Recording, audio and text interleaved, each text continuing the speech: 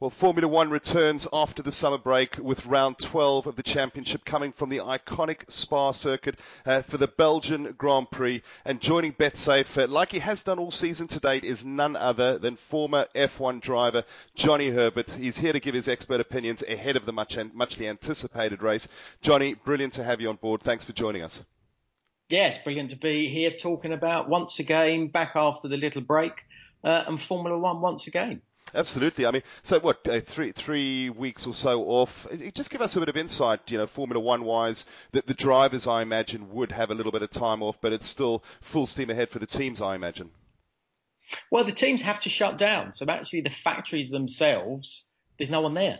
They have to actually get out and they have their little holidays themselves. So it's only probably in the last week where everything starts to sort of ramp up once again in the preparations. They probably set before the break started, so probably after the Hungarian Grand Prix. And of course, now working towards, updates that I'm sure we're going to be seeing turning up in Spa. But then the drivers, yes, they will have a bit of time away. Yes, they might have a little holiday, but it's not a holiday like normal, where you just lay on a beach, taking a bit of sun, rub on a little bit of cream, because you still got to take the gym work, and the fitness level has to be sort of kept to its prime. So although they'll be having a nice more relaxing time, they'll still be working very hard on their fitness. So it sort of doesn't really stop for a driver, because you've always got to keep yourself in the right mentality. You've got to keep your physical side at the same time. Of course, you've got to sort of keep that energy that you need to when you get to that race, which is obviously coming this weekend. So a lot of hard work is going to be done probably in the last week, where everybody's just, getting prepared for, once again, another, hopefully cracking Grand Prix in Spa. Well, I was actually going to ask you a little bit of insight to what you used to do in your summer break during the Formula One season, but I think you pretty much answered that, haven't you?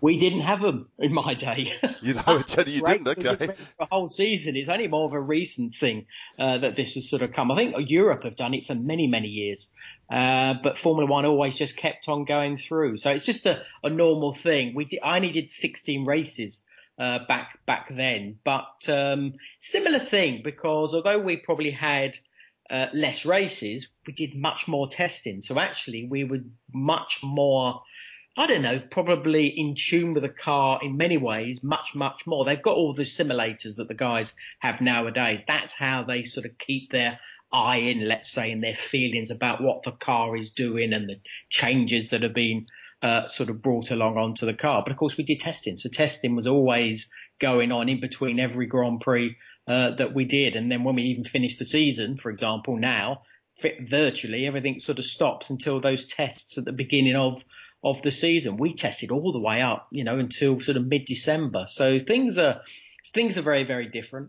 But again, the drivers have to apply themselves. They have to give it their absolute 100% concentration when they're in the car. But of course, when they have a break like this, you've got to keep that concentration going. You don't want to lose what you had in the Hungarian Grand Prix coming into Spa, which means, as I said, a lot of training, still a lot of work with the mental side of things. So there'll still be sort of things you'll be able to do to just keep that brain, right in tip-top condition. And it's fascinating to see, the guys, especially when they're doing all this simulation work, where it's completely different, because you see quite often Max Verstappen sitting at home, in his lounge doing his simulation, and they'd be doing that every day and probably spending quite a few hours doing it at the same time. So it never ever stops for a Formula One driver. Johnny, before we remind everybody out there what happened in Hungary, straight after Hungary, talking about testing, there was some testing that went on, and it was marvellous to see Robert Kubica back behind the wheel again of a Formula One car. What did you make of that? He was going around pretty quickly as well, wasn't he? Yeah, it was good. Really good to see. Great story, a sad story in many respects, considering, the talent that we know Robert has got, the success he was having at BMW, and of course that horrible accident he had in rallying, where effectively it severed his right arm. And he says he can't move the wrist, which you would expect even people just driving a normal car. If you try and drive a steering wheel in your car, it's very hard to drive it when you can't twist your wrist. Then you're talking about a very much smaller situation of driving a Formula One car in a much more enclosed cockpit, but of course a much smaller steering wheel, reduced lock in the same way, but probably more load in another. So there's a lot of extra sort of stress that the body has to go through when you're driving a Formula One car in a normal situation. Of course, Robert, it is different, but yes, brilliant stuff to see him really do some quick laps. And I hope those laps have been analysed. I'm sure the team, Renault, would have been analysing them to sort of say, was the job that Robert did good enough for us to actually take him on for maybe next season? Who knows? This is where it's going to be absolutely brilliant to see. If it does happen, it would be a wonderful story, because I think it's something that we knew how much talent he still has today. And to see him back in the Formula car would be absolutely brilliant. But you're right, testing was very good in Hungary. It was good to see some sort of young guys having a go at the same time. So it's time now, obviously, for the racing after a pretty interesting weekend we had in Hungary for the Grand Prix itself anyway. Yeah, well, let's talk about that, Johnny. I mean, despite Lewis winning the race before at Silverstone, a bit of momentum there, certainly in his favour. You actually picked out Sebastian Vettel to win in Hungary, and the four-time world champion did exactly that. Mind you, you have picked quite a few winners this season so far, but it wasn't without a little bit of a help from his teammate Kimi Raikkonen. What happened there? Yeah, well, it just seemed to be. It's one of those things with these cars, and sometimes with the tyres that you have them, and certain weather conditions. Sometimes just in the balance that you feel that you have. When I was racing, we had a warm up, so we had a half an hour where we could actually tinker with the car just before, obviously, we went into the race. Of course, that doesn't happen anymore. They're going to Parc Fermé directly after the qualifying. What they have at the end of qualifying is effectively what they will have at the start of the race. They can do a little bit of tinkering, but not very, very much. And then, of course, when you get into a race, what I think we saw with Sebastian was, obviously, I think everybody saw it, he wasn't happy with the balance that he had. Kimi behind him seemed to be in a much better position. But what was interesting was it looked as if Sebastian was in trouble. It looked as if Kimi was faster, but then he went faster himself, Sebastian, right near sort of the end of the race. So it was almost as if he was not giving it his all, not quite having to push as much as he needed to do. We saw, obviously, Lewis and Bottas have to change positions, and then Lewis trying to sort of get close to them, which he did. But then that was where it seemed Sebastian had enough in his pocket. So it was interesting to see the qualifying situation that we had, which was a bit of a surprise, I must say, from the Ferrari and Sebastian's and Kimi's ability to get sort of a really good qualifying lap out of it. But then also in the race, not seeming to have the pace, the ultimate pace, but then weirdly enough, having enough pace to actually win the race and get a 1-2 at the same time. So there could have been problems, but it didn't seem to be quite as clear cut as that to me, because I think he had enough pace in the car whenever he needed it to sort of push, and whenever he did push, he was able to go faster. But brilliant from Ferrari. Great to see them do very well on a track that is very sort of long radius corners, a lot of them, not very, very high speed. But that just proves where that Ferrari does have some good traits, that when they're on the right track, they can get the performance out of it. And then you switch the other way, of course, where Mercedes struggled that little bit more, especially when down to qualifying, which you don't expect that to happen, because overall they normally have that sort of ultimate pace, but it didn't come through in the qualifying. Lewis had a go when Bottas was asked to let him go, and then if he didn't make it, then obviously there was that swap back that we saw a little bit later on. Interesting thing on that one was Paddy Lowe, just before the race, I think about a week or two before the race, he was talking about sort of the greats of Formula One, and he sort of mentioned that Lewis maybe hasn't quite got that, I don't know, that sort of little edge that maybe Michael Schumacher had, or maybe Ayrton Senna, Alain Prost, which is to be a bit selfish. And could he have been selfish in the position he was, giving up that third place? Is that going to lose him a world championship? It could very well do. So Paddy Lowe, interestingly, brought it up. And then we did see him give back that third place to Valtteri Bottas. And that's points that would have been and are very, very important in the championship. So it's going to be interesting to see how that plays out. I wouldn't see it happening, and we didn't see it happen when Kimi was on the phone saying that he was faster than Seb. Seb is holding him up and everything else. They never asked Seb to let him go. And that's the difference. Remember going back to Malaysia, Mark Webber, Sebastian Vettel, Seb was being told, don't overtake him. And he did overtake him, and he did win the race, and he did win those 4 world championships. So very, very interesting to see how that's going to sort of pay out over the year, because it may be something Lewis, he might regret that. Absolutely. I mean, I was going to say to that, I mean, is this just Lewis Hamilton getting soft, or perhaps him becoming more mature and more of a team player as a driver? Because to me, it isn't the sort of thing that we've seen Hamilton do in the past, just relinquish a podium position to anybody. No, exactly. And that's why I brought up Seb and Mark Webber in Malaysia. That's why I brought up Michael Schumacher, which happened with Rubens Barrichello a couple of times. And then you always had what sort of Ayrton Senna and Alain Prost did in their racing days, in those late 80 battles that they had when they were teammates at McLaren. But of course, when it was Senna in a McLaren and Alain Prost in a Ferrari, and it was year after year, we saw the coming together in Suzuka. So that sort of little dark side sometimes you need to sort of, be able to do something that people might frown upon. I know Lewis very much so always talks about he wants to win it in the right way, and the right way for him is to beat his teammate or beat his championship rival Sebastian Vettel on the track, and he wants to prove it in the right way, which I get, but historically that doesn't always pay off for you. Sometimes you have to have that sort of darker side, as I said, to go against the grain. Like you said, a team player, maybe he has matured. That's not what Sebastian does. Sebastian's not a team player. He's selfish, and you've got to be selfish in this game. I never got to those dizzy heights of going for a world championship, but all the world champions that I know always had a bit of a dark side, would do absolutely anything to either win a race, which eventually would win a world championship. And I think that's something that the man he's up against, I suppose the most important thing with this, the man he's up against, Sebastian Vettel in the Ferrari, wouldn't do it. That's the big difference. And, of course, doing that, he did relinquish some championship points there. Vettel going into the summer break on 202. Hamilton 14 points adrift on 188. Yeah. Valtteri Bottas closing the gap to Hamilton at 169. Ricciardo then following up there, 117. The championship odds after round 4. Sebastian Vettel, the 7-5. Hamilton, 4-5. Bottas, 20-1. The battle certainly looks like it's going to be between those two.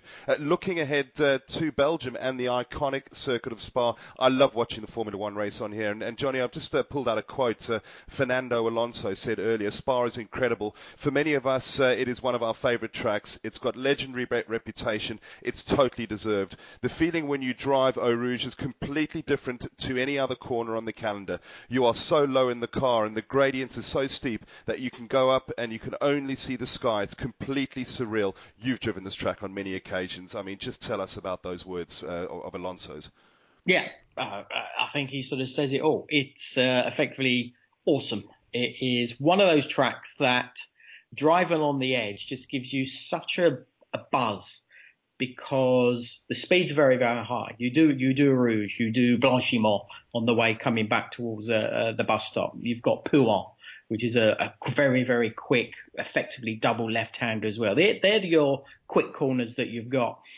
And living on the edge is something racing drivers absolutely love. And the circuit that sort of comes to your mind straight away, if you're going to choose out of all the races that are going through this season, Spa, like Fernando said, is the one that you thoroughly look forward to driving on. It can be difficult, yes.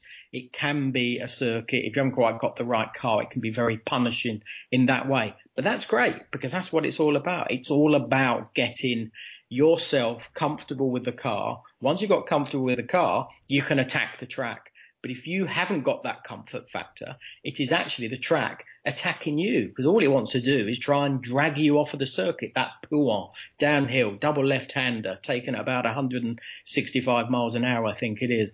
If you haven't got a good front end, you get a lot of understeer, which is a characteristic of Spa. you're not going to be able to get on the power because all the front end wants to do is go, I can't hang on. And you'll just be sort of dragged out to the outside of the track or maybe further and beyond. Then you've got to back out. Then you've lost all that momentum. But then when you're coming back towards, let's say, the pits and the bus stop chicane, a really, really tight, difficult, not a fan of it as such, but it's quite technical, which is quite good. You've got the wonderful Puan. The wonderful Blanchimont. And Blanchimont is pretty much flat out. But when it comes down to the wet, this is where it really does change. This is where your ability to push the car right onto the limit comes into play, and the judgment factor, which is very, very important. That's why the very, very best have the best judgment, and that's effectively all the guys on the grid. What we're talking about this weekend, very, very possibly, I had a look at a bit of the weather forecast coming into this weekend. It looks as if it could be wet, which is going to make it absolutely brilliant. And I think historically, what have we seen when we've been looking at qualifying? We've always seen a track that is wet at the beginning of the session.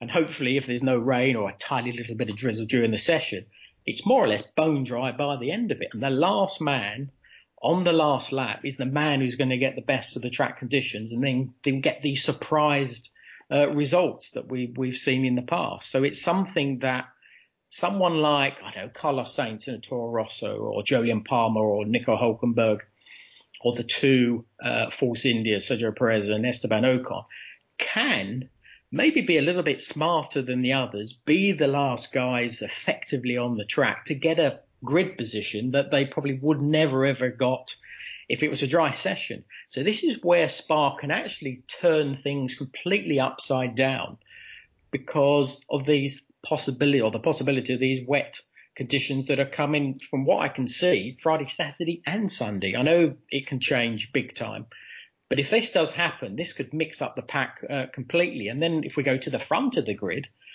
that Ferrari does seem to me anyway, still more drivable in a wider window of conditions compared to the Mercedes. Then it might put Ferrari, I think, in a very, very positive situation at the moment. But this one's going to be very, very tight. If it's dry, very tight, because you've got the speed of the Mercedes, you've got the drivability of the Ferrari on these long, flowy sort of corners that are the majority of the corners, bar the last bus stop chicane at Spa, which is very, very tight.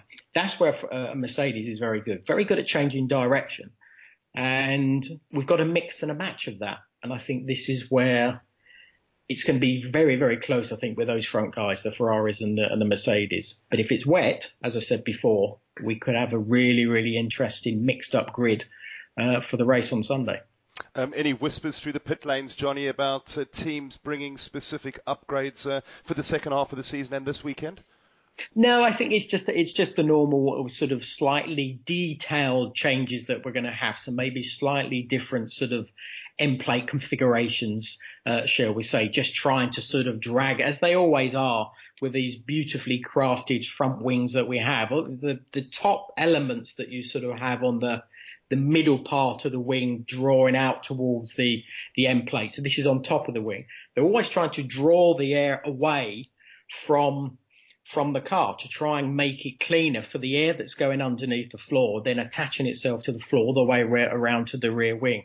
So they're trying to clean up everything to then give it the maximum amount of aerodynamic grip. And Spa is one of those that you need to have the efficiency, for one, because there is that long straight going after Rouge, and then obviously coming back through that P1 flat out all the way from the far end, where again power, drag, efficiency is going to be very, very important. So I think this is the type of track where the efficiency side of things is going to sort of come into play.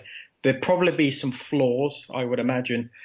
Force India, I think, is one of those that might be bringing that. I think it was. Renault have definitely done some nice upgrades at the same time. So they are probably going to be very interesting to see how it pans out for them, because Nico Hulkenberg in the past with Force India has had some very good results there and has been very, very strong.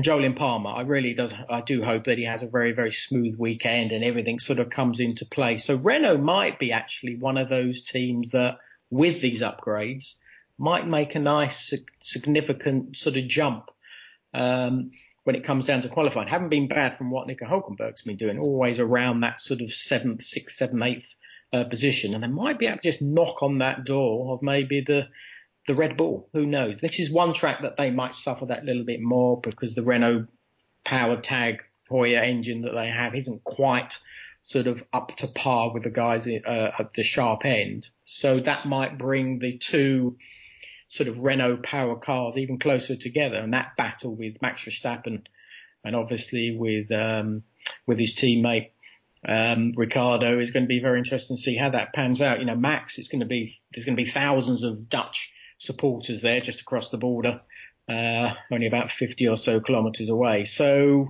he's going to be sort of wanting to get a better result after the difficulties he had and the criticism that was thrown at him in Hungary. Personally, I think very unfairly. I thought that was just a racing incident. I think people just want everybody to be absolutely perfect and be boring, to be honest. And I think that's what Max brings to Formula One. He brings excitement. He brings the edge. He brings that sort of confrontation, which is on the track, which is what it's all about. That's why I brought up Ayrton Senna and Alain Prost, Michael Schumacher. It's what they did. That's what racing is all about. So this might be that type of track that might just really get, you know, Max's mouth watering, especially if we get those sort of wetter conditions. So there's a lovely mix up with the upgrades, possibly going to pay, you know, very, very well for Renault.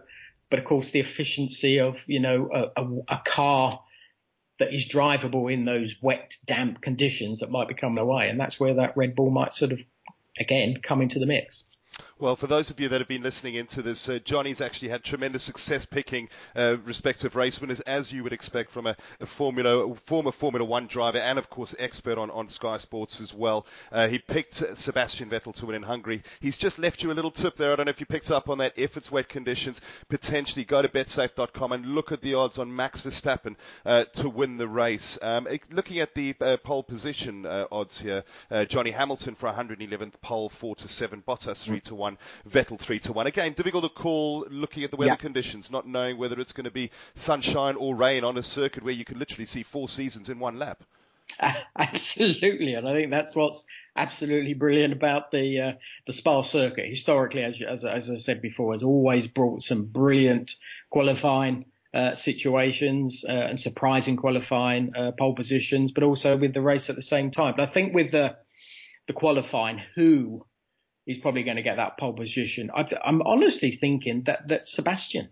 I think they have enough in that Ferrari to do what they did in Hungary, but I don't think it would be as easy as it was. I think it's going to be way closer. I think we're going to be talking about thousandths of a second on this particular track, and I think Seb is the one who's just going to be able to have enough to get it across the line with basically a sort of a hair over Lewis Hamilton. I would imagine that will be my front row. And that's at 3-1 for Sebastian Vettel to secure pole position there. And just a little reminder to the listeners out there, Sebastian Vettel is a double winner at Spa in 2011 and 2013. In fact, there are 5 past winners lining up on the grid. Hamilton, Vettel, Ricciardo, Massa, Raikkonen, which leads me on to your prediction for the race winner as well. You know, again, we're going back to those weather conditions, but something really stood out to me is not only your prediction 3 or 4 weeks ago for Sebastian to wrestle that momentum away from Hamilton, but the odds that BetSafe are offering at 4-1 for Vettel to win in Spa. Now that to me represents outstanding value. Yes, very much so. And I think that's basically the momentum that I think he's been able to sort of achieve in some respects, and maybe going into a Spa where I think the majority of people just think, well, it's a Merc circuit, they're going to be able to sort of dictate what's going on. I don't think it's going to be that sort of clear cut this weekend. I think the majority of people, as I said, will be thinking it's going to be Lewis. It's going to be a Merc because they have the power unit that works very well. They do have a very, very good car. As I said, the window is something that is sometimes a bit smaller than a Ferrari. But I think you said about Seb.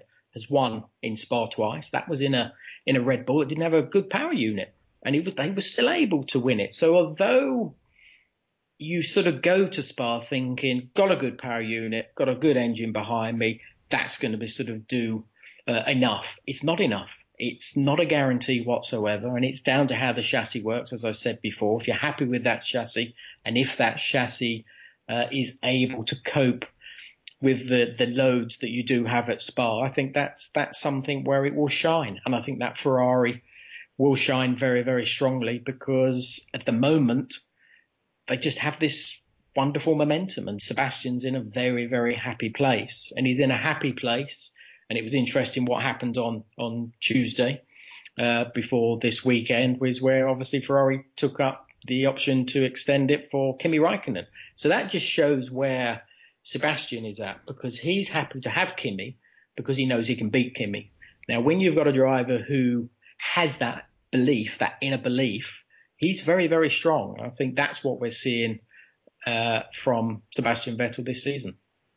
Well, you're mentioning there that Sebastian Vettel is in a happy place. I can tell you, Johnny, that a lot of our punters that listen to your Formula One and watch your Formula One videos every week for BetSafe are also in a happy place, because you've been leading them to some pretty good tips like you did last week. And just to remind the listeners out there, if there's a little bit of wet, potentially look at what Johnny said about Max Verstappen. Of course, a lot of home support that's going to be there, but potentially look at pole position for Sebastian Vettel at 3-1 and a race winner at 4-1 for Sebastian Vettel. Tremendous odds there.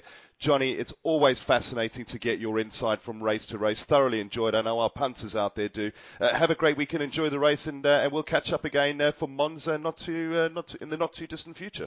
Absolutely. I think we've got a cracking race coming up this weekend. Johnny Herbert, thanks so much.